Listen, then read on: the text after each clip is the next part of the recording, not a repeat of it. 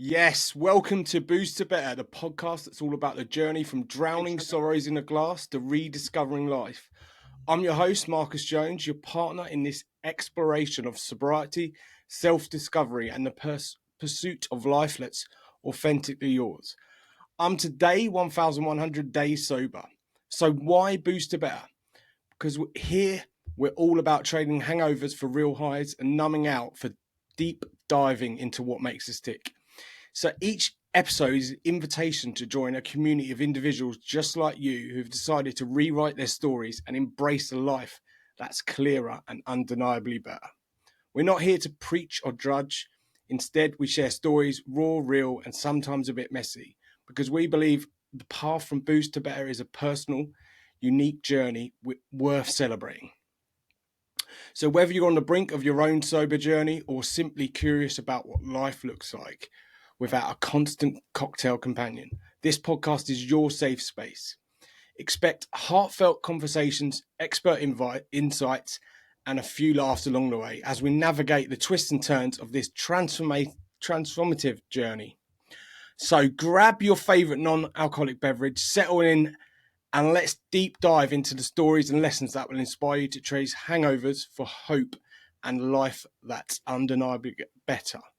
So let's get started. So welcome episode 2 with the legend Paul Taylor from Crynant in South Wales. Is that right? Oh my God, that pronunciation. Not far off. Crynant. So it's C-R-Y, Crynant, yes. Amazing. So Paul is an example of wanting to better himself and made an amazing decision at 40, changing his job as a steel worker and supporting his family, leaped into becoming a fitness and nutrition coach. How are you, legend? Welcome. Thanks very much. Thanks for having me. I haven't quite made the transition yet, my Marcus. We're getting ahead of ourselves, but I'm on the cusp of, are you still there? making that full transition over from full-time steel worker into health and nutrition coach. Mate, you're doing fantastic. So diving right in for our listeners, in your words, who is Paul Taylor? First and foremost, I'm forever evolving. So to put my finger on and say who I am, I don't think anyone really knows. You've got to be quite, I suppose, quite insightful. Is that the right term to use to kind of know who you are and what you're, who you truly are then. So I suppose I'm a family man. That's my core value. I swear by living like a healthy, both mentally and physically, living a holistic life. Then living life to the full and to the best you can possibly live it. And I think through health, fitness, well-being, that's ultimately what,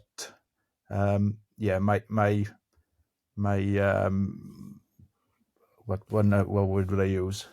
It's kind of my purpose then, I suppose. Of my life. Yeah. That's a long-winded way. I was stuttering and stammering, but no, not at all. So, so the Paul Taylor that I know is obviously very out there and like amazing, like very like confident and the life and soul. Like the holistic approach you're on about. What would for the listeners? What would be the if someone come up to you now and said, "I want to live in a holistic life"? What does that look like in Paul Taylor's mind?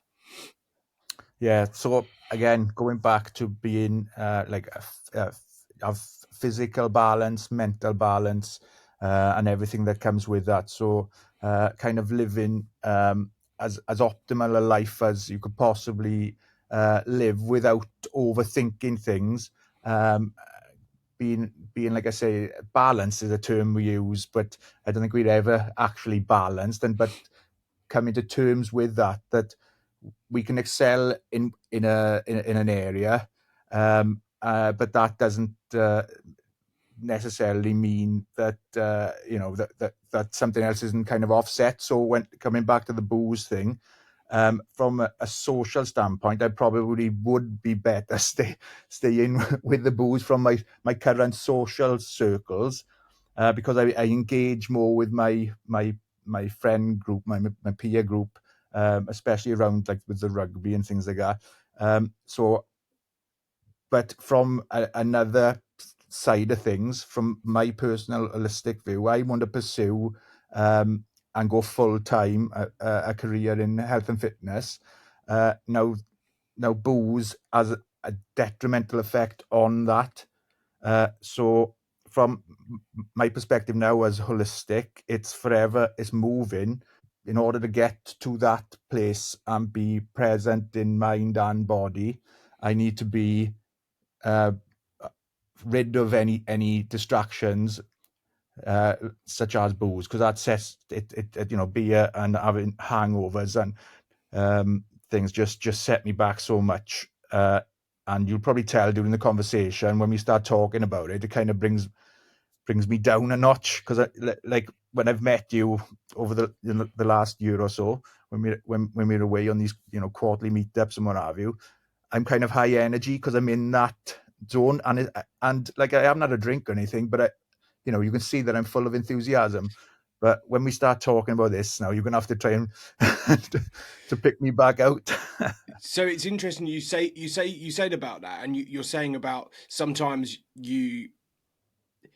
I've picked up early doors that sometimes, so with the this is not meant to be but basically with the audience that you surround yourself with, that I know you with, you're the life and soul of the party, you're energetic, you're on it. But what you've just said about with your friends, that you feel that it's sometimes better to drink, elaborate on that a bit more. Yeah, so that is the culture, being British, I suppose, and especially being Welsh and being in that rugby environment. It's you're initiated through alcohol. It's part of our culture and the way we bond. And I think it's not. I think we kind of stereotype the British culture as that way. When you see Scandinavians, you watch the Vikings things. That's it's all celebrate with booze, and you celebrate, you Yeah, know. And I think it's such a it is a it you do bond over it, and I think that's what the attraction comes from. Is like it's a shared experience, and I I think um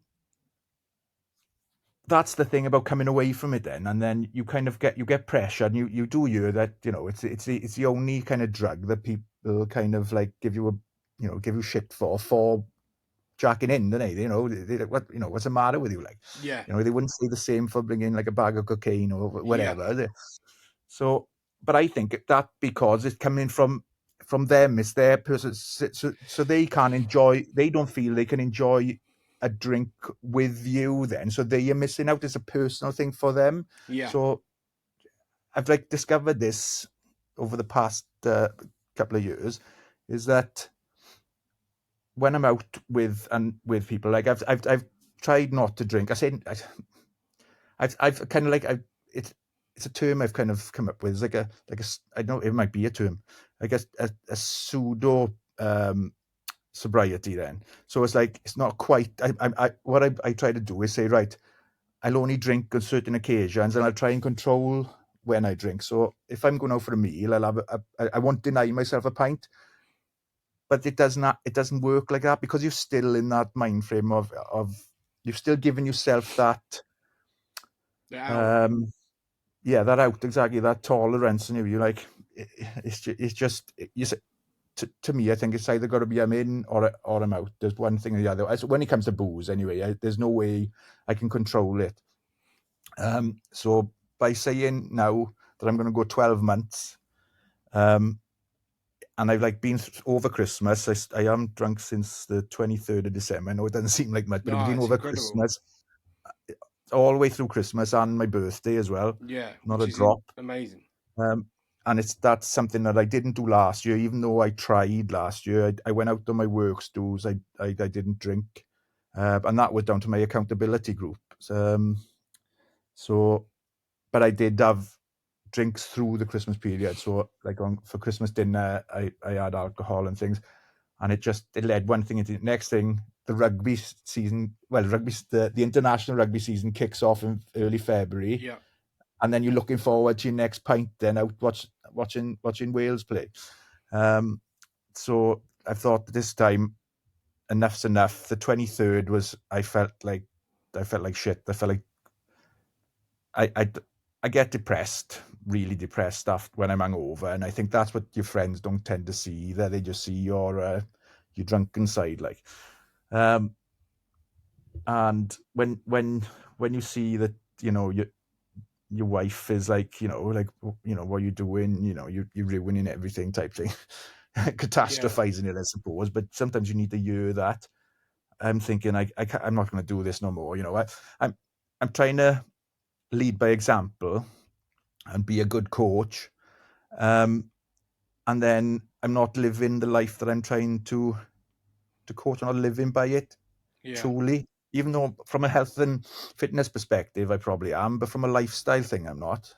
So that's when I thought, right, if you were gonna prove, to your clients that something is achievable, um, then you need to make that make something like this. You need to own it. Then, yeah, you need to do what you say, what you practice, what you preach. Then, Yeah. um, you need to do what you said you're going to do. So with that in mind, and going back to your clients, if you're previously, like it's said, when you're boozing, and obviously you've knocked it on the head since the 23rd. Previously, if your clients said to you, or if your clients now come up to you and say, "Look, Paul, I'm looking to have like a couple of beers at the weekend, or I'm looking to do this at the weekend," what's your advice to them at the moment? Yeah, I've got no issue. If there's no issue with it at all, if it doesn't affect your life, if it's not affecting what you're trying to pursue, what you're trying to achieve, if it doesn't set you back, um, then yeah, there's nothing wrong with it. Like, obviously, there's different people who deal with it in different ways and have different issues around alcohol. I appreciate that. Mine wasn't a case of a habit as such. It wasn't a case of that. I drive home from work, I pick up 6 cans and every night, because that's what I do as a behavior and a habit and a part of my routine. It's not when I watch a game of footy in the evening that I think, oh, I got to have a can while I watch this, or I got to have I got to go up to the club and have a couple of pints to watch, the footy. It's not like a habit or behavior. With me, it's going out and having a night out. So if I'm invited, like it was on the 22nd now, and leading up to that, there was Christmas parties. I'd go with all the intention of wanting to have a good night and a drink, and thinking, right, I'll control everything. I'll have one or two now. I'll have a sip of water in between each pint. I had all this, all the good intentions, Yeah, yeah, sure. but your inhibitions go out the window after that third, fourth pint. It depends as well what brand you're drinking, and Yeah, you know what I mean. And then the sambucas come out, and then it starts with the baby Guinnesses these days as well. Like, what's that all about? yeah, Right? yeah. But yeah, it's just you get a bit of nonsense, and then you're looking for the next place to go. It's like you're not satisfied with what you had and where you are, and all of a sudden it's like you're just chasing. You're kind of chasing the next pint, but not for the sake of wanting the next pint. It's just that staying out and trying to Chasing squeeze on. every inch Yeah, out of it, out of the night. Like when it's done, it's dead and buried. But yeah. you won't have it, will you? You're always on the hand on the search. So anyway, I've gone off on a No, tangent now, no, and that's great. Yeah, I um, think that when you, especially for me, I didn't realize the divorce was obviously the catalyst for getting on it, the major catalyst. But for me, someone questioned me the other week and said, "Did you on actually on a different podcast saying, did you have a booze. What was your relationship with booze like before the divorce? And I would say, and it sounds a bit like this, but I would say that my relationship prior to me going out of control was that I wasn't particularly bothered about the booze for the sake of drinking. I was just wanting to get pissed every time. So it's like almost like I wanted, whether it be with my missus, my ex-wife, whether it be with my mates, I wasn't really taking the beer in as such. I was just like, right, when can I get my next one to then get pissed, and wanted that feeling of getting pissed. Whereas, Yeah. whereas it's like chasing, and again, I'd be like, oh, should we go out till 3? Should we go to the club? Should we do that? Because my idea of fun was that, and it's interesting. I'm just putting a training together for my client. The fact that can we socialize without it, and I remember this is it's so interesting. And I was writing it, thinking, yeah, this is. So basically, I on the training saying that I thought that that night was amazing, but in real, it like really, I couldn't fucking remember the night to know if it was amazing or not. So all Mm. them, like, I went to Vegas and got off my nut for 4 nights. To me, that was amazing, but I paid 4 grand to get pissed off my nut and come home thinking, throwing up blood, thinking, was that really that good a holiday? You know, and it's getting that. So I suppose what does booze the better mean to Paul? Yeah. What what you were saying is probably from I don't want to put words in your mouth, but it's like you were consuming it, I think, from an emotional side of things, as opposed to um, looking to get pissed, looking to get off your head. Whereas with me, it starts as a social thing. Yeah, I go out because I want to meet the guys at the club. I want to do that. So that's what I'm saying. At the start of this podcast, I said that from a social standpoint, I feel like I need to be able to control what I drink in order to best appreciate the time I spend with my mates that I've grown up with. Then, yeah, yeah, but it's taken away so from making me better. It's making me better in an area that I want to pursue. So my I found my purpose in coaching.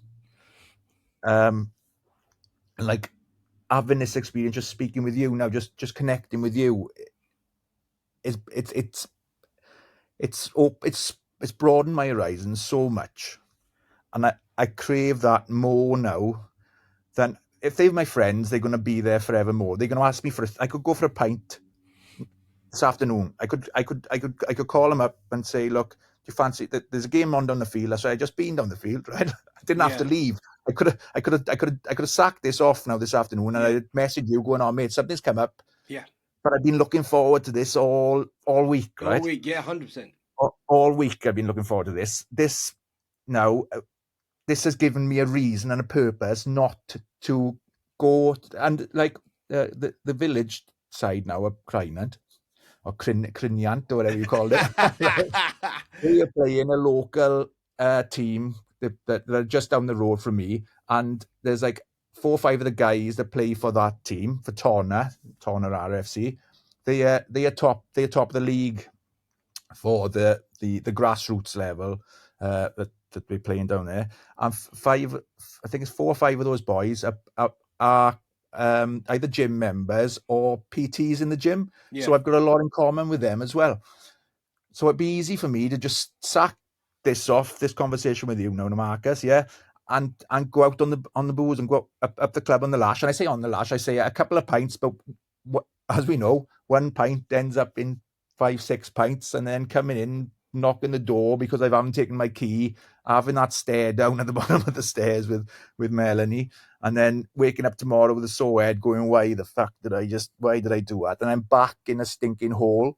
And yeah, they would see me as Taylor legend, right? Always a good laugh, right? But they don't see me Sunday morning like wishing the world would just swallow me up, like. Then come the Monday when I've got to pick up the pieces that I should have done on Sunday in preparation for the week, it's setting me back.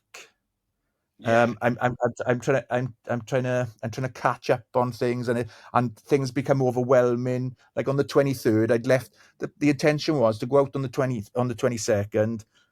I drove because I do strength and conditioning for rehab patients as well. People like who, I didn't. They paralyzed from the neck down. They'll be, they've had severe injury, right? And I do S&C for that. And what happened was I went out with those guys on Black Friday, and then went on to a second Christmas party with the gym, right? So the plan was initially, I will get around to the story. No, this uh, is good. the plan was to drive there, which I did. I drove to Porthcawl, which is like an hour away, I where love the clinic Porthcawl. is. Yeah, Porthcawl, Oh, yeah. mate, you've just brought back memories. I used to go to Porthcawl every year to Did you? Treco Bay. I'll take over, Every yeah. year. Oh, mate. Ah, go on. Sorry, I've interrupted. Just You're bringing back back on the my booze youth. now, back on the booze in Porthcawl. the Elvis Festival. Yeah, so yeah, I went down. My mate lives there. He's the physiotherapist. He's the owner of the private physiotherapist practice I work in. Yeah, so I left my car in his drive. We went across to the pub, which is across the green. It's like 10 yards across. Do you want a pint? Straight away, I folded because it was Christmas. It had that vibe. They were all drinking. I said, and he said, "Look, you can leave the car here." We had already looked at the train times. I could have had a train back to Nice, no problem. Right, sorted. Got on it, right? Had a cracking time, brilliant time. Don't get me wrong, right? Had a lift then back to Nice to the second Christmas party. Had a cracking time in Nice Rugby Club. That's where that was. But then I decided then, oh, I'm not enough now. I'll go into Neath, into the town centre, like, and I haven't been into Neath probably for again 3 or 4 years, right?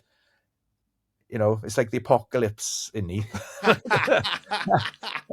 So went into Neath, and I didn't get home till like 2 or 3 in the morning. The following day, it started before that. I got taxi, dropped me off. It was like, where's my key? Like, lost my car keys. Oh. Right, so again, knocking the door. So they've got that awkward moment then when Melanie comes downstairs to let me in at 2 or 3 in the morning. And the plan was for me to go out and not drink, but I had, So anyway, wake up the following day, and the anxiety and everything. Oh my god, the thought now of asking Melanie to take me to Porthcawl to pick up the car was just too much. Like, just that simple task. So I asked her, right, eventually, and she told me basically, ask your dad. No chance. I haven't got time. It's Christmas. I got things to do, and understandably, it's the 23rd of December, like, and we got 2 young Yeah. kids. Ask your father to take you. Just the thought then of putting him out, oh my god! And it seems so, now if I left my car, down there now in my sober state now and not having drunk for a while, and my head's got clear, I got no problem bringing him. I'd walk down to my father and say, "Dad, please take me down there." But the thought, that simple task, just I procrastinated for the whole day. I didn't pick my car up till Christmas Eve. My father took me down on Christmas Eve, so I put him out on Christmas Eve because I didn't have the balls to ask him because I was too delicate from being hungover on the 23rd. So his Christmas Eve was driving me to Porthcawl, which he probably didn't mind, but it's beside the point. Like, he had things he wanted to do. I'm putting him out now because I I couldn't be disciplined enough to do what I said I was going to do and drive and down and enjoy the time there. Have a a can of Coke or even a 0% alcohol, and then do what I said I was going to do and drive to the work dues. But no, got to take it Yeah. to that end degree. Wow. There's quite a lot to unpack. There's a couple of things here so the big thing here is it's showing the impact it's not just had on you, but it's had on all, like, quite a few of your family. But I suppose the thoughts around it for you is you're feeling you've put your dad out, you've put your wife out. But the thing is, probably your dad would have done it whatever, because your dad loves you and he'll do it whatever. But your anxiety or anxiety, how you're feeling the next day, has then been like, shit, this is made a major thing. And I suppose for you, it's worked.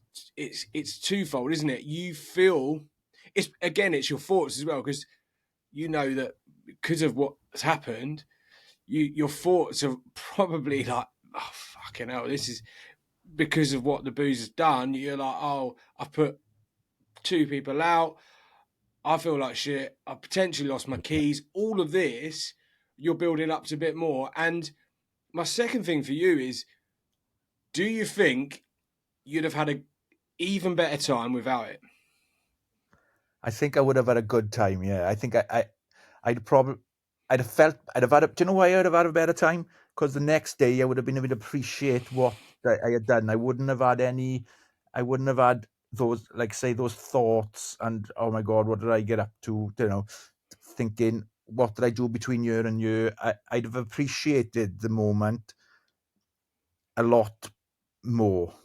That's a guarantee. I would have definitely appreciated, like, because I know this for a fact because I done it last Christmas. I went to the works, the gym Christmas party, and I went to my Tata Steel, my Christmas party, Yeah. and I drove, and I had a wicked time. I was in full control of who I spoke to as well, which is a benefit. Yeah, I think that 100%. and even though you're having, like, you are going to get wrapped up in conversation with someone who's absolutely rat-assed, right? And you're going to think, oh my god, right? But you'll get some nuggets out of it. It's like I got videos of my mate, right, last year, absolutely mangled, but like I enjoyed being in his company because he I can remember it to now, like, and even though he was clearly having a good time, he probably felt like shit the following day, but I can remember that. But when you're drinking with your mates, you're probably both in that, and in that same headspace, Yeah. and you don't appreciate each other's company, like. So, Yeah, yeah. up until that point, you do, but once you you cross paths and you're as drunk as each other, then it may as well have not have happened, like. So Yeah. Interesting, because I I still, and again, this is quite a big thing for me at the time, and maybe it still hits me home, but I still remember having, because me and my mates were both blottoed and fucking out of it. What blotto? Where the fuck that's come from? Because we're battered. Like, I don't remember the night, but also I remember a situation where we got absolutely battered, and he got off the train and I didn't, and I felt so bad. I took him ciders the next day, thinking, fuck, because he got off a train, I didn't, because he got off a train to be sick, mate. Like, so, but these situations, we had so many different rows and arguments, because, to be like, when I got pissed, didn't used to buy a drink. I was just like, yeah, just get us a drink. I was just like, like, I don't know. But these stories, like, all of a sudden, I'm, I'm clear and I can see them, but I'm like, oh, yeah, I remember, because I'm writing my clients, all giving them trainings, and I'm like, fuck, this is my story about that. This is my story, and I'm like, oh. it sort of stirs up a few things, but you're like, these are the videos. I've got to prove it. I can show you to your mates. So with the Yeah. steel industry, is it predominantly male orientated? And is there Yeah. what's the drinking culture like in the steel industry? Yeah, it's exactly like you would imagine a steel industry. It's male orientated industry because of it's physical, it's dangerous, and uh, and that's the way. But it is, but and even to the point now they are bringing more females in as part of the team, and it does change the dynamic slightly. But again, there's still that we bond over drink, so we'll go out and it's team working as well. Like at the moment, I'm in an office environment, and so I'm working days, so it allows me to coach either side. Um, but for 22 years, I was part of like a manufacturing like a team, then yeah, and that's what we do is like and you work in shifts, you work in antisocial hours, Yeah, or you work in social hours, so you're antisocial, yeah. yeah, yeah, So yeah, you socialize with each other, and like it's going out and having a drink. So on a couple of occasions, well, two or three occasions, because like this midweek, we'd say we coming into like Christmas, we're not catching weekends. So to go out on a Tuesday night in Wales, even in December, it's just shift work. It's just men out and things. Yeah. So it's it's not the best night out. So we decided, right, we're just going to book train tickets to London, and we're going to have a pub crawl around London. So that's what we do. We get on a train at 9:30 at the station. We'd be in London for 12 o'clock, and we'd have cans on the way up. Then we do, a walk around pub crawl of all the London pubs, like, and that was amazing to us, like, because even in midweek in London, is there's something going on? Like, I think I'd have a problem. I got to be honest. I would have a problem because of the social um, side of things in London. Then it's like it doesn't matter what day it is, what time it is. The pubs have still got that vibe. yeah, So mate. Yeah, you can hundred see why percent. people living in the city. Yeah. Touching upon that, London's like it's such a big thing in London, and the same in, I mean, even in Cambridge where I am, like it's such a big thing that the any day, like I think that my ex, not my ex, my partner now works in London or used to work in London, and she worked in media, and it's literally non-stop. Every other day is a entertaining or Mm. we're going out for a meal, we're going out for a drink. But like you said, it's non-stop. So in the villages, are you in the, like, well, you're A in, village. Yeah. yeah, like nice villages. Is it more of like a community feel then? Like Yeah. everyone Yeah. knows Like, everyone, and yeah. Yeah. Exactly. So Crynant is a mining community. So for until like I think it was the late 80s, we had quite a big mining industry in the valley. So Crynant was like a hotspot for coal. So that's how it's kind of built around that. So again, that's that social is booze fuel then. Yeah. yeah, So yeah.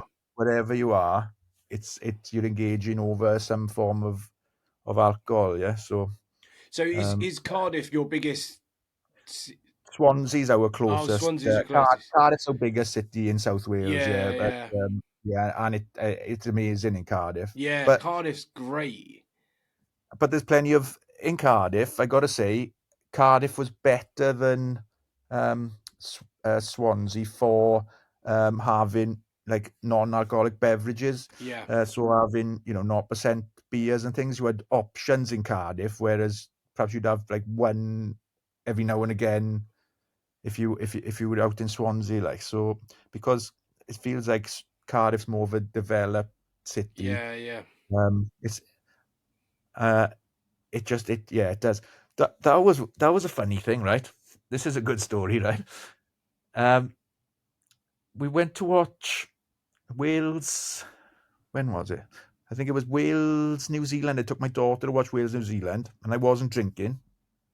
That was year before last, just before Christmas in the autumn internationals, and the game sponsor was Guinness Zero, but So you good. couldn't buy Guinness Zero. So Crazy that. it is like, you think now, if Guinness Zero, if I was Guinness Zero, I'd be selling Guinness Zero. I'd ensure that the bars be selling. Yeah. But I was going to the bar. I said, any zero alcohol at all. I'll have a zero Guinness. That's what my first thing was. Oh, we don't sell it. I'm like, you sponsored with the main. You're the one in the centre of the Yeah, field. yeah, yeah. You know, on the Wow. advertising bar. That's what's going. Guinness Zero. So they didn't. No, I said, right, I'll have one of the other zeros. Oh, we haven't got anything. All we've got is lemonade. Like, so, yeah, It's crazy, it's isn't it? crazy. Like, Yeah, some of the big arenas, some of the big event spaces are quite, but even in, like, we've been to quite a few events last year, me and the missus, and some of the event spaces, they're quite behind. Interesting, you've just brought up a story like this.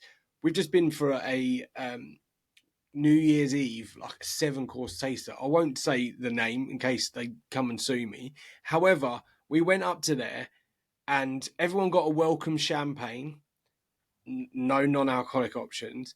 And then I was like, "Oh, can I have a non-alcoholic beer?" There's one option on there, and it was quite a good option. However, there wasn't. It was almost like I asked for something that was not very. Do you know what I mean? It's almost like I yeah, asked yeah, for a I don't know, something random in a place that this is a yeah, very yeah. affluent place that you'd We have to go expect. and Yeah, dig it out. yeah, yeah. It's like bring your own bottle kind of thing. Do you know what I mean? Throw the cobwebs off. Yeah, I'm like, I'm like, I just feel that as a society we've come so far forward, but some places and some are still stuck in the past because Oh yeah, it's interesting that you say, like, especially with big events, the sponsors, you see, I'd say, especially Guinness Zero, I'd say you see more Guinness Zero now than you do Guinness advertisement wise. yeah, Um, and it but tastes Guinness, just as good. yeah, Guinness Zero is next level. If you want any I want a sponsor so they can sponsor this if they want. But yeah, Guinness Yeah, Zero is next level, and I've started seeing it in, well, not, people have started sending me pictures that it's actually in pumps in Ireland, which it can't be long till it comes over here. On draft, it would be unbelievable. So, being right at the start of your journey, what do you envisage? I kind of guess what you're going to say, but what do you envisage will be the toughest challenges for you? And then on top of that, how will you overcome them? yeah. I, you'd have thought like something like Christmas or whatever would be the toughest time, but it isn't for me. For me, it's come the Six Nations now. Um, I'll want to go out and enjoy. I want to spend time with my mates, in the village, and just going up the club, and I suppose being asked, and it's just being courteous, and it's just being mates, like, what are you drinking, and they'll just expect me to say, I don't know, Madri, or I'll have, or Yeah, something. Um, so that's going to be tough, and like I the summer is another one, innit? And holidays. I think holidays as well. Do you know, when just in the sun and enjoying a drink in the sun? But I think to be honest, if I'm thinking about it now, honestly, I don't think I'm going to struggle as much as I would have a few years ago, because of the way my life is heading. So I don't think I think I've created a purpose that's above any social um, discomfort through saying I'm not drinking, and I've got enough of a reason anyway, because I suffer with my mental health, and I'm trying to get off certainly, and I have been for some time.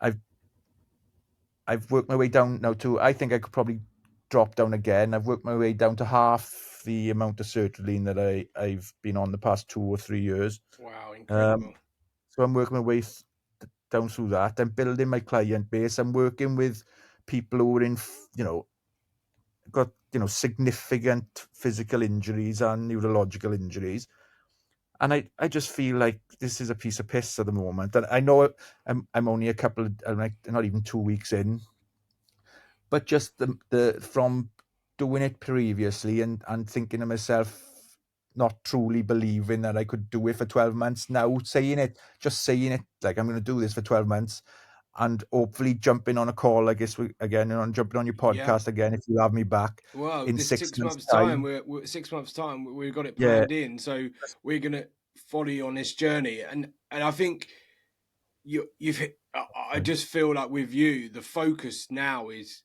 incredible. So you're focused on it. So like the other toughest challenge you've mentioned is like it's interesting. Is like the hot weather, the summer, and so the rugby in the hot summer, and with your because I've never played rugby. I'm a massive football fan. With your rugby mates, again with the toughest challenge, like with your rugby mates,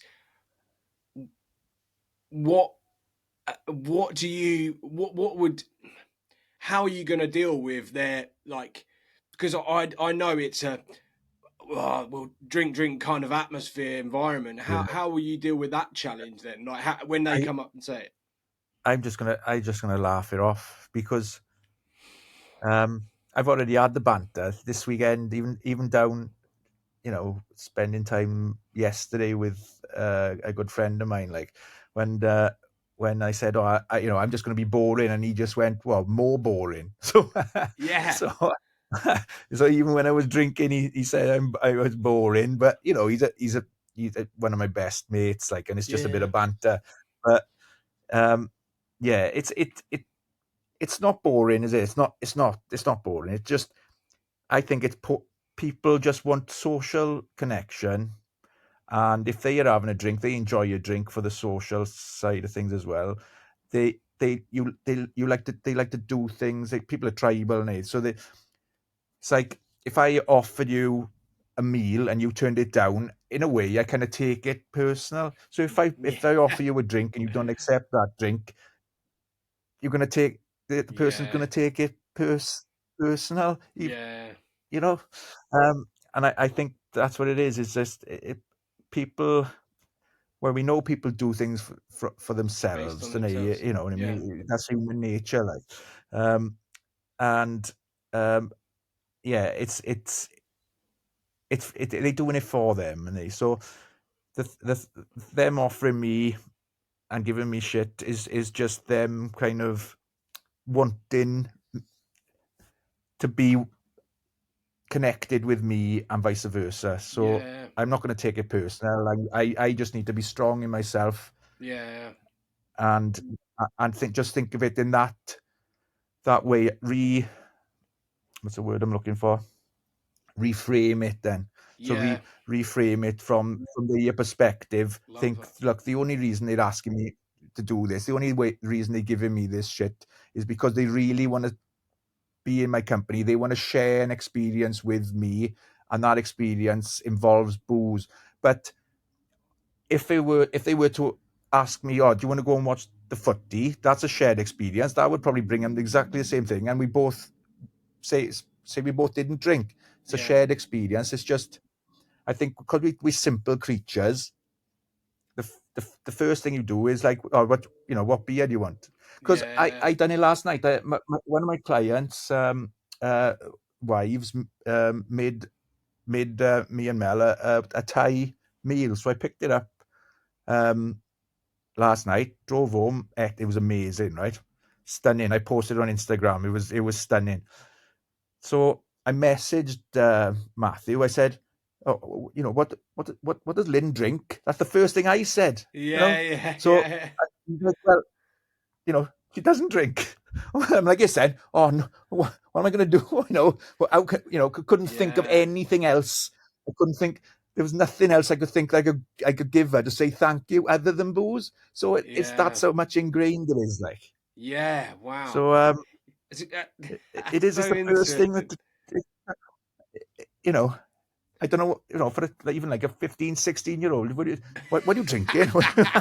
I'll It's buy like you the first FIFA thing that pops points. in. Yeah, exactly. That's brilliant. But So, oh wow, perhaps I should offer that. I go, "Oh, I tell you what, yeah. I buy a FIFA points. Yeah. So that's it. So touching on your mental health when you said about your sertraline, so that's obviously quite a bit of a journey for you. We How would you feel that previously alcohol has impacted that journey? Because the only reason I'm asking is because I've been on many different ones, and sertraline didn't agree with me. In fact, when I come off it, it was even worse. But Mm. I'm on metazapine at the moment, and I like you have really, since going sober, since I suppose getting my shit together, since becoming a coach and helping others, I've sort of seen big difference in my mental health through exercise, like your good self, and other stuff. So, how do you feel that the booze has affected your mental health? And when you've done it recently, previously, before, has it made a massive difference by giving up booze? And because I know you said you felt like shit on the 23rd, is that, do you find yourself, that's probably one of the major reasons then to give up the booze? Yeah, that's exactly it. Really, it's like I didn't really suffer with my mental health until um, COVID. I think it was a build up of a lot of things. I don't think it was related to booze, but I think, and I never really went to booze to try and resolve my feelings. It just, um, it just crept up on me in a way. I didn't even realize that I had stress and anxiety until I was kind of in a state of just numbness. Then yeah, it was just like I couldn't focus, couldn't concentrate on things, and it wasn't like I was reaching for a bottle of beer or vodka or anything like that. I was fortunate in that respect. Yeah, um but since uh being treated for it, I tried as much as I could to do it just through learning more ways. Counseling that I was given didn't really work for me, but learning and researching did. I read a lot about it. I read a load of good books um, that made a big difference. It's I still ended up increasing my dosage because the serotonin levels uh, were so. I was in this depressive state, and I just couldn't get out of that hole. yeah, So I needed the medication to get over that. But while on it, I find my hangovers and anxiety and the setbacks are enhanced and are magnified. Are kind of it just makes things a million times worse. Like I've never had dark thoughts until I've kind of been on the medication and booze on top, because I can understand why they advise not to drink while on the medication, because the depression is, it's horrendous. It is like, and yeah, when I reflect back on it, the the way I feel, it's a total overreaction. But you just want out. You just want to end that feeling. It's like it's a it's horrendous. It is. So yeah, and that again happened on the 23rd. But that's probably not. I know I said in the message it probably was the worst I'd felt, but I can go back almost every time. I went to Liverpool 2 years ago, and I am on a stag do, and I was out. It was like a 4 day stag do. I just laid in bed all day in the hotel room, just I didn't drink water. I didn't do anything. I just give up. Yeah. It was scary. I just give up. Like if I didn't have a roommate, and I didn't know, I didn't really. It wasn't a mate of mine. I was on a good mate of mine's stag do. Yeah. I didn't really know my roommate. Um, I do now.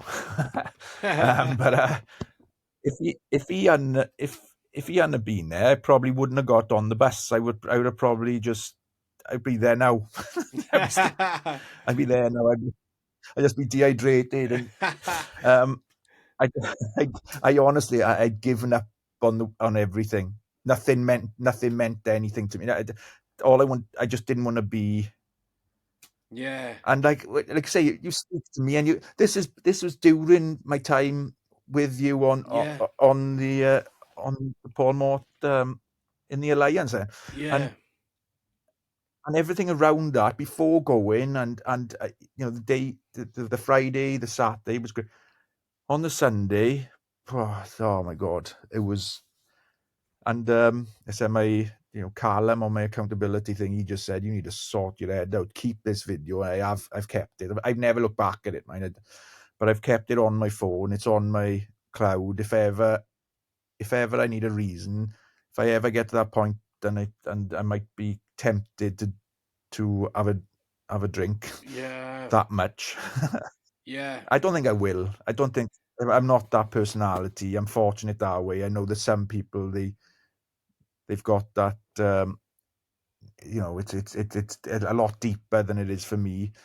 But yeah, that video it's frightening because not because of what's on it. Like it's just me giving me an accountability call, Yeah. but it's what's attached to that video and where my headspace was for those couple of days and for probably a fortnight or more than that, 3 weeks after. Um, I It, was yeah. I could go on. Sorry. No, I was just saying it's crazy how you mentioned about the tablets and we've both obviously been on our own journeys, but we one of the things they say is don't drink on them, I was just going to say your story and your it resonates with me because the Sundays were my days where I just used to be. I hadn't slept. My head was over the shoulder. Yeah, I wouldn't get up till 4 p.m. and I'd then wait till the Indian Open to eat greasy food, and I'd literally want to just put the sheets over my head and hide. And it's Yeah. interesting, like so from that, like obviously the booze doesn't help and adds to that worry and adds to that. And I suppose for you being in such great nick and great like physical like in terms of your fitness, how did that impact on doing that? And I suppose also how does that impact on your relationship with your children? Yeah, that's exactly it. Really, it does. It impacts so much on that. Like I said, you get set back. Um, especially as I'm getting older. It sets me back, uh, both from a physical perspective and an emotional. Yeah, it just makes everything that much more hard work. And like I love training more than anything, and that's why I always set myself a challenge. So um, I'll book in for and do an event, and it'll be more for me. It has to be something like really challenging. Like I'll sign up. Don't get me wrong. It can be a challenge for someone to do a couch to 5K, but I think it needs to be a true challenge you attach yourself to. So if it is couch to 5K that you need, that it's going to be, you can't see yourself to win it. So Yeah. when I set a challenge, it's something that I think that I don't think I'm fit enough to be able to achieve. That's why I set that challenge. But by drinking, it sets me back against that then. So I don't, so the outcome that I want gets further away. Uh, and it plays so much on my mind. So this is why I'm doing this, is because just to make sure, like I said, that I can meet my challenges, that I can set goals, and like even if I'm short on those goals, at least I've given my best effort. I'm improving. I turned 43 last week or this week, a couple of days ago, and and I'm still, I plan on running 3 ultra marathons in 3 months now, in August, September, October, and it's the Sea to Summit series for Rat Race, so it's going to be from um, uh, Carnarvon Castle, which I've done, Oh, I to love to the Carnarvon. summit Yeah. of Snowdon. I've done that once before, and I done that about 8 years ago. So I'm redoing that. I'm going to do the Scafell Pike, and imagine that's from Morecambe. I haven't really looked at the. I'd imagine it's from Morecambe Bay, and Ben Nevis as well. So that's my Three that's my peaks. big Boom. fitness goal for this year, and I'll probably do another High Rocks this year because I enjoyed it so much. I enjoy, I hated the High Rocks. Don't get me wrong. Right? I hated the actual event, but the just being in that environment. Oh, if I think I'd just go to a High Rocks event Yeah. just to be a supporter, because it's incredible. Like the atmosphere. Like, I've been to CrossFit competitions. I am, but the High Rocks, just there's such a buzz. I didn't Love expect it that. to be like that. I think it took me by surprise. So if you get an opportunity to do an IROX, Yes. Why go don't for you it. do? Have you heard of? Let me turn a light on a sec. I'm going to turn a light on. Sorry. No worries, man. Have you heard Hang on of? Do you know Stephen Kinsella in Alliance? You heard of Stephen Kinsella? So next year, or not next year, this year in May, you have a look at that. this. Enlighten me. We're doing well, I say we. I am, and a load of some of Alliance. We're doing it. It's called Endure 24. It's at his gym in Bray in Ireland. All right. And stupidly, I've agreed to do it, but it's a 24-hour challenge where you do as many reps as possible, and it's kind of a bit high roxy, a bit like weighty, a bit runny. But basically, it's like an 8K run, 8K bike, 5K run, 50 wall balls, 50. I want to say 50 burpees, 50 pull ups, 50 push ups, and I think something like ski erg and row. Anyway, it's that for 24 hours, as many as you can do. And I think I might need a partner, so I'll send it to you afterwards. But yeah, it's pretty mental. Yeah, But yeah, send it over. I That can't sounds cool. believe. So with that in mind, I literally it in lines with what I said. So your aspirations for the future, and how does the living sober for this year align with those goals? Yeah. So it's basically to lead by example. That's my main goal for this particular thing. So, um, yeah, just set a standard. And I read Stas's book, Yeah, um, and I posted the review I last saw you night, do that. and That was a great yeah, review. uh, it was the book's incredible, and I- I'd have liked to know more about his journey, but I can see from his SF background that perhaps it's not seen as, the way of SF to share too many stories. I'd love No, to know, but I can see but what he does from where I am, and what I want to achieve, and how to operate from an elite standard. That's what I said, was just that's how this is. So to be elite, I need to. I'm not saying this. I think probably Stars is a big drinker. I don't know. He might, he does drink, but I but don't think uh, I don't think any of them yeah. say that's a lot. Well, especially Ollie Ollison's like sober, isn't he? So I don't think any of them are big drinkers. But yeah, Oh, that'd be good meeting Ollie now at the in this end of the month. yeah, But yeah, uh, yeah. So I'm thinking it affects me from a performance perspective, physically, mentally, emotionally, building a business. It affects me so much from that perspective. then this has to be done. And I think I'm gonna benefit massively from it. My kids, because they've even said, and I know it's a bit of a running joke, but they don't particularly like me when I've had a few beers because I overreact to things that they do. Of course, They're just yeah, being kids, yeah, and I yeah, am got, whereas perhaps I let things go over my head or whatever. yeah, But I once they irritate me when I'm drunk, I'm snappy and I talk down to them. Um, and that's what I want to stop. It's not. It doesn't. It's not right. It's not good. I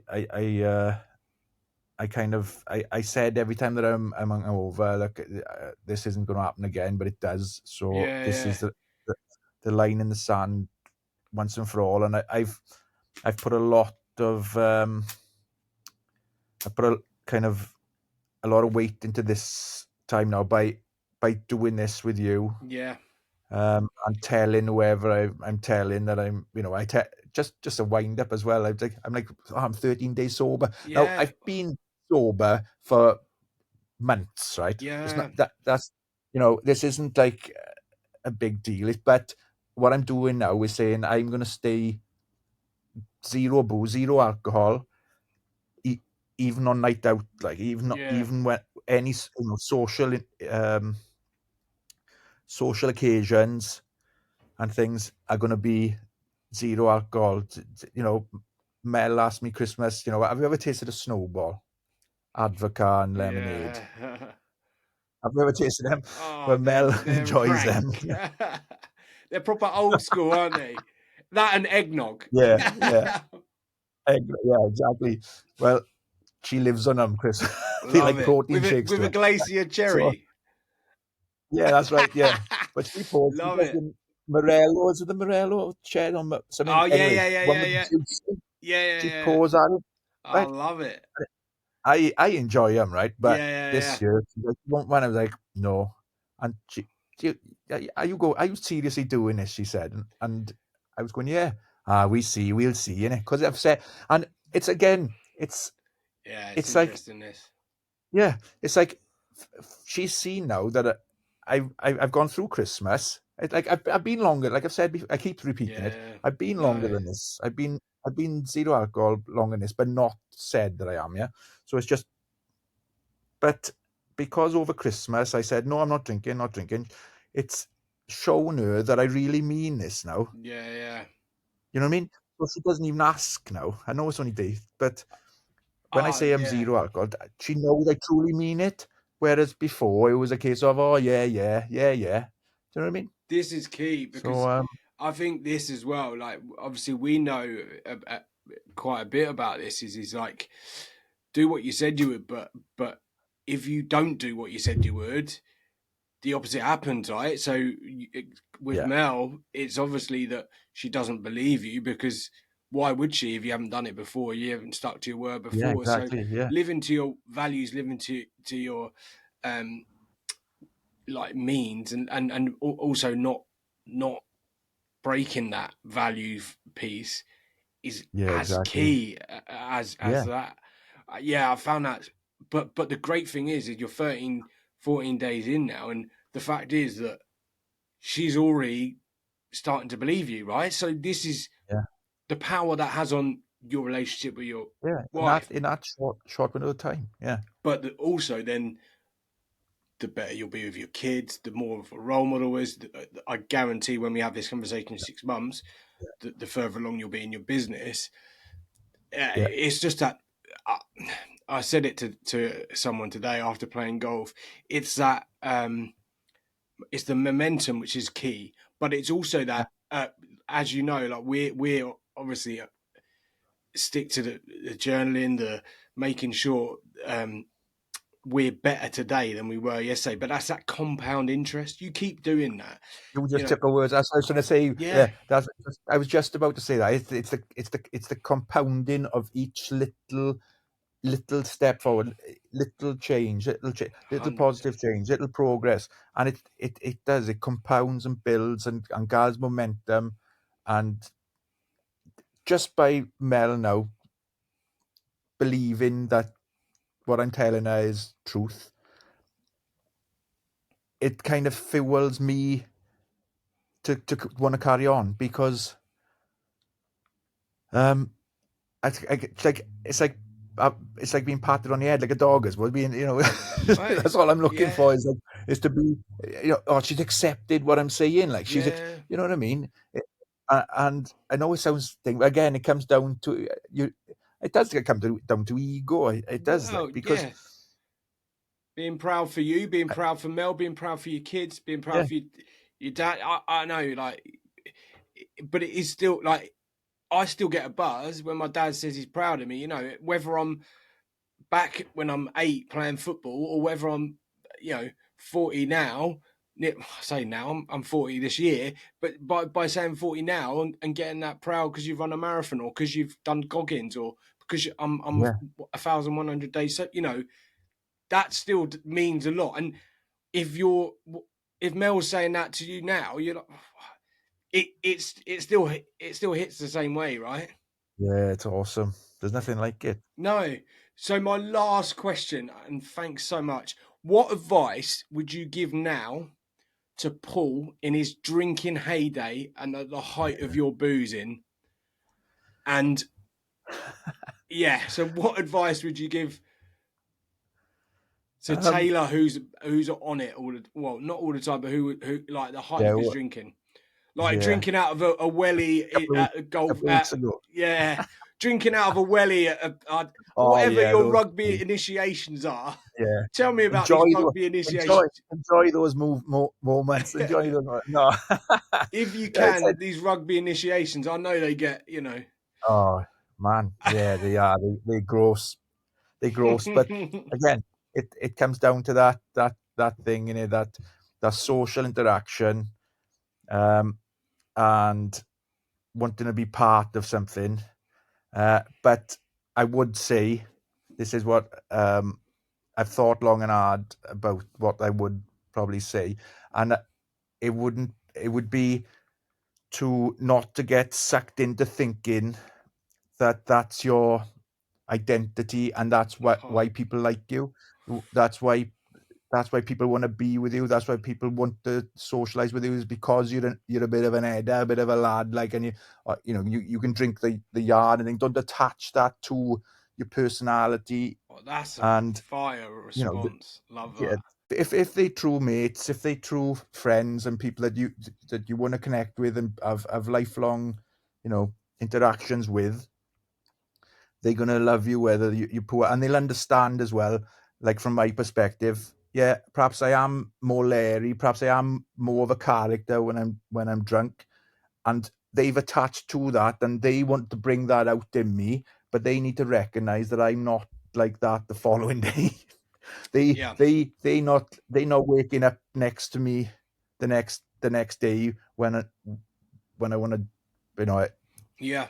when I don't want to get out of bed, No, no. when I'm lethargic, and everything is just overwhelming, asking someone to take me to pick up the car, which I should have just not drunk and drove home the night before. And Yeah, they don't see the low of that. They just see you at your drunkest, yeah, yeah, and yeah, they are drunk too. So your perception is also skewed, because they are drunk with you. Do you know what I mean? yeah, So yeah, it's just, it would be, yeah, enjoy it. Enjoy, if you've got no issue with it, if it isn't affecting your life, especially when I was like when I was 18, 19, 20, yeah, I'd say it probably ruined, kind of like, I was a fairly good athlete. yeah, And whether I was like international standard and things, I wouldn't know. Um, well, I was international standard at swimming, but um, when it came to like rugby, football, things like that. But I think when I hit that booze culture of the youth rugby, I think it does, and not me. I'm speaking from my perspective, but I yeah, know of guys who have, like, super talented, you know. but just couldn't put in the work because they preferred to just get on the lash, like, you know what I mean? Yeah. And it kind of I wouldn't say ruined rugby careers. It probably have with other people, not the people I know. They went on and played, a good standard, but probably could have done a lot better than what they did if it wasn't for that drinking culture. Like, but again, they attached it to their personality, and it it made them feel as if they had to be that way when they were out with the lads. They had to be they needed that alcohol to So, have that type of yeah, yeah. Go on. Sorry. it's interesting you say about that, because I feel that what's that famous Welsh rugby player that got famous for more of his social. Oh, Gavin Henson. Yeah, it wasn't. Again, I'm not a massive rugby fan, but wasn't he incredibly talented? Oh, incredibly talented. Yeah, I think a bit of the celebrity lifestyle got to him. He was always a bit flamboyant, wasn't he? Yeah, And yeah, yeah, had an incredible talent. And when you see that, people of his era and his age from other countries where there wasn't such a culture of like boozing, and it was, there was more. Well, I've read a book called Legacy, the All Blacks, and yeah, that is on about is like culture. If you had an opportunity to read that book, you want to yeah, read that yeah. I book. will. Um, But it's yeah, it's interesting and you how said about that. to develop the culture. Yeah, and it is the Welsh culture. I think it is evolving, and I think when they Yeah. start bringing Guinness Zero in on draft, Yeah, I think you're right. Like that, we attach who we are to the booze, or to who we are with the booze, because and but some but others attach. So I don't see Paul with booze. I see Paul as energetic, outgoing, like amazing person. But then, like, and that's what I think I was. mm, But a lot of people see me as I was just there telling jokes. So I'd tell shit dad jokes, but they then at Christmas time, now I'm sober, they'd be like, okay, so tell us a joke, and I'm like, but that's not. I can still tell you them shit jokes, but it's not as funny because I'm completely sober and they're yeah, fucking terrible jokes. But do you know what I yeah, mean? But that it takes, it probably will take still a long time to just disassociate them people to that yeah, smart. Marcus is a coach. He's a runner. Well, loosely, I'm a runner. I'm a golfer. I'm a podcaster. Do you know what I mean? I was just going to say, yeah, you're a podcaster. Like, but like, you know what I mean? It's that identity shift. Don't let you. That last answer was fire, because it's not letting that identity of Paul the Boozer be who you are. It's like that Yeah, was who, like, forward thinking and forward planning and thinking, oh, who is Paul tomorrow? I asked a lot of my clients, what, and I think I said it to you as well, what would Paul be without the drink?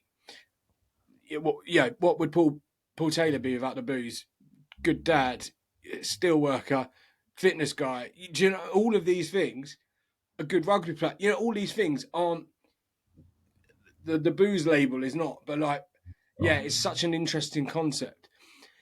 Any last yeah. words? Any last words that you'd say?